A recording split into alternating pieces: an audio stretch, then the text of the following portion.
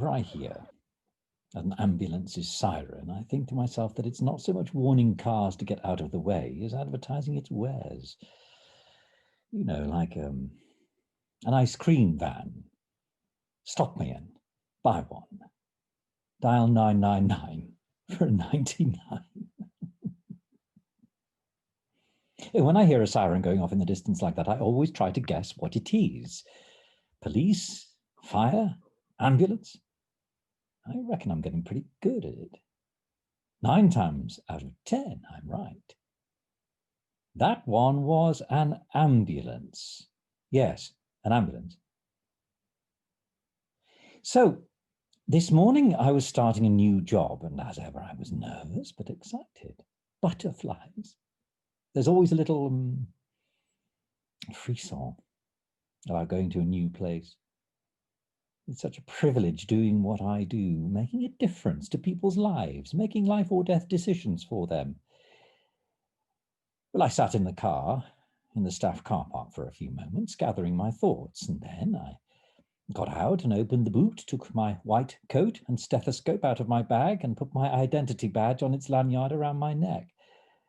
I walked in through the main entrance and spent the first hour or so just walking around to get my bearings. I do like to do that. Helps me to settle in. The usual mixture. Doctors striding purposefully, everyone else consciously or unconsciously getting out of their way, office and technical staff looking hurried and harassed, and swarms of civilians milling around looking a bit lost, trying to make head or tail of the signboards. Well, good luck with that. Nobody took much notice of me. I don't expect to be recognized, of course, but a little recognition wouldn't go amiss. Most of the nurses seemed to be a pretty humdrum lot. I had to get down to work, though, and my first job was in a ward full of old people.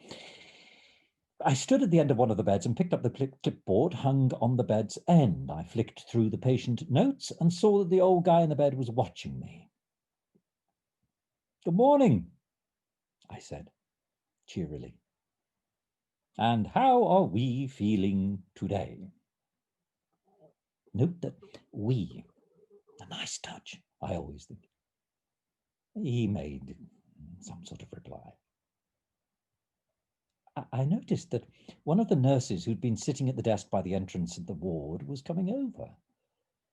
Well, at first I continued to look through the patient notes, but glanced up as she was almost next to me. Wonder of wonders. She was rather good looking. "Can I help you, Dr. Her eyes went down to my name badge slung around my neck. "Lodge." "Oh, good morning," I said, breezily yet authoritatively. I looked at her name badge, which was pinned to her rather promising-looking bosom. Nurses, of course, not being afforded the status conferred by lanyards. "Good morning, Nurse Bell." Her first name was Bronwyn, I noticed. That's Welsh, yes. Looking at these case notes, I think it best, all things considered, if this 50 milligram dose, I pointed to a number on the paper, is increased to 60. And she gave me an admiring glance and said, "Oh, very good, doctor. I'll update the notes." And with a smile, she went back to the desk and continued typing on the computer. I was well pleased with this exchange, as you can imagine. It could hardly have gone better, in fact. Nurse Bell, Bronwyn, had obviously been impressed by my attention to detail and my concern for my patients. And I left the ward with a spring in my step, and this time, as I walked down the corridors with my white coat billowing behind me and my stethoscope dangling rakishly down my chest, I noticed that a few people glanced at me. More work to do, though, of course, no rest for the wicked, as they say, and Next, it was a middle-aged chap in a small room by himself. He looked up from his phone as I went in. "Good morning," I boomed. "And how are we feeling today?" "Oh, not so good, Doctor," he replied in his sickly voice, and seemed to be about to give me a summary of his ailments. In truth, he did look pretty pasty-faced, so I cut him off by asking him to open his pajama top so I could listen to his chest. I didn't really want to go near it, but yeah, I made myself. I stuck the earpieces in my ears. Well, where else was I going to stick them? Up my nose? And started to move the business end around on his pale, sickly chest. I ummed and ahed. Went through the usual routine. Breathe in, hold it, breathe out, hold it, say 99, and so on, and then stood back up. Well, all seems satisfactory. I said, "We'll have you back on your feet in no time." "Really, Doctor? But that's wonderful. Are you sure?" "Oh, yes, quite sure, no doubt about it." He shook my hand vigorously, thanking me profusely. And at times like this, my job is so marvelously rewarding. He began to say something else, something about what another doctor had said, but I had to get on, and so I left him, still gushing.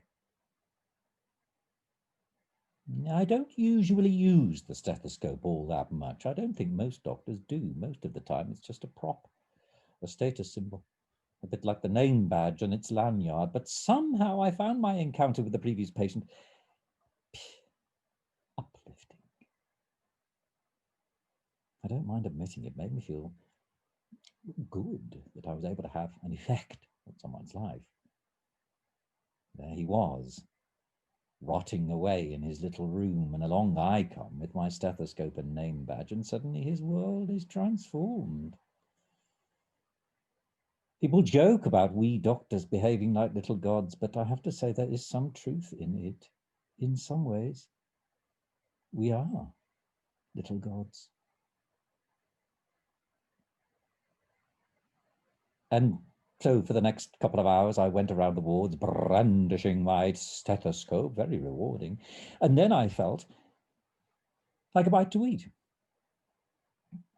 I didn't want to engage with my peers in the staff canteen, so I went and sat in one of those coffee shops you find in the entrance to all hospitals nowadays. As I ate my sandwich, I could sense the awestruck eyes of the general population on me. Let's face it, it's nice to be respected. Time to pay a return visit to Nurse Bell, I thought. A bit of a risk going back to the same place twice in a day, but I found it hard to resist, and it had gone so well the first time, it was hard to imagine that anything could go wrong. So I went back to the ward full of oldies. I couldn't see her at first, but I walked past the desk at the entrance and into the ward proper, and another nurse, not up to Bronwyn's standard at all, came scuttling up to me, clutching a brown cardboard file. "Oh, Doctor," eyes to my identity badge, "at Lodge.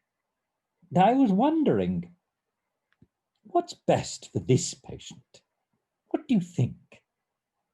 She handed me the file. Well, I took it and cast my eye over it.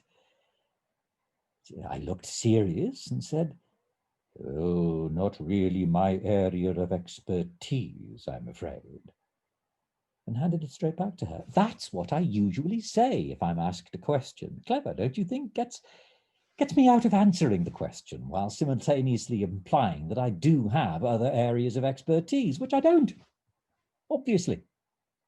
Well, I mean, I do, but you couldn't exactly call them medical. And she took the file back without a word. I thought it best to make a tactical withdrawal. And as I walked past the desk at the entrance, the plain nurse was talking to Bronwyn. They both looked up as I passed. I didn't acknowledge them. Sometimes in this game, the trick is to know when to cut your losses. I usually reckon on a week or so in each new place. I once did the best part of 4 before it became expedient to move on. But it doesn't always work out as you'd hope. Maybe they were on to me, and maybe they weren't. There have been times I've been in similar situations and decided to tough it out and won, and maybe I could have done the same day. I admit it hurt to chuck it in my hand so soon, especially when I reckoned on my chances with the lovely Bronwyn. Simple nurses can't question doctors. Even if they do, no one's going to take them seriously. But what if Bronwyn was as bright as she was beautiful? I didn't want to push my luck too far and decided to call quits. Live to fight another day. And so I started strolling back toward the main entrance. I passed through a ward full of healthy-looking men sitting and lying around. Really, you'd think they would have better things to do than take up precious beds like that. They looked perfectly fine to me. They should have been out in the fresh air doing something useful instead of lazing around at the taxpayer's expense.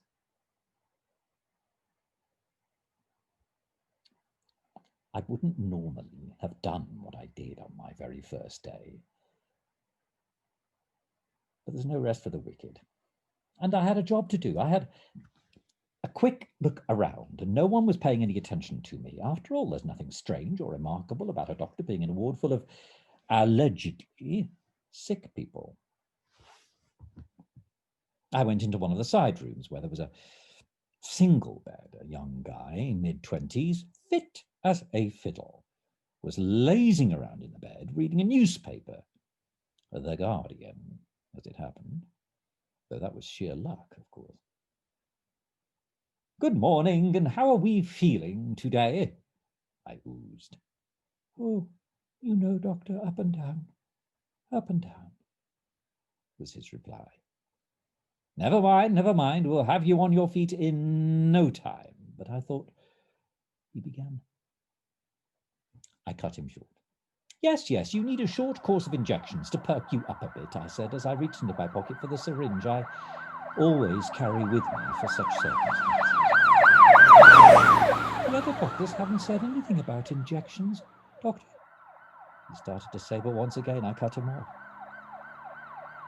"Oh, nothing to worry about, all perfectly routine," I said as I stopped the "That's all done. You'll feel better in no time at all now."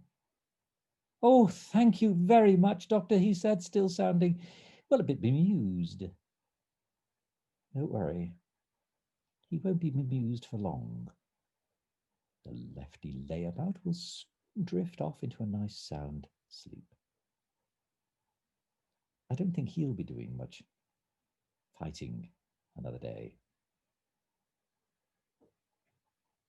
Well, I stuffed my lanyard into my pocket, no point in letting it go to waste, but dumped my identity badge in a bin. Plenty more where that came from.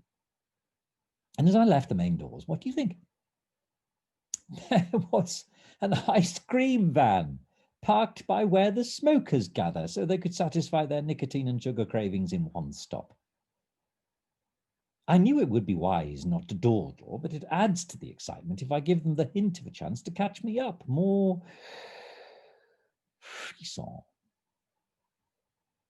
So do you know what I did? I stood in the queue behind a couple of feeble-minded death puffers and ordered an ice cream. A 99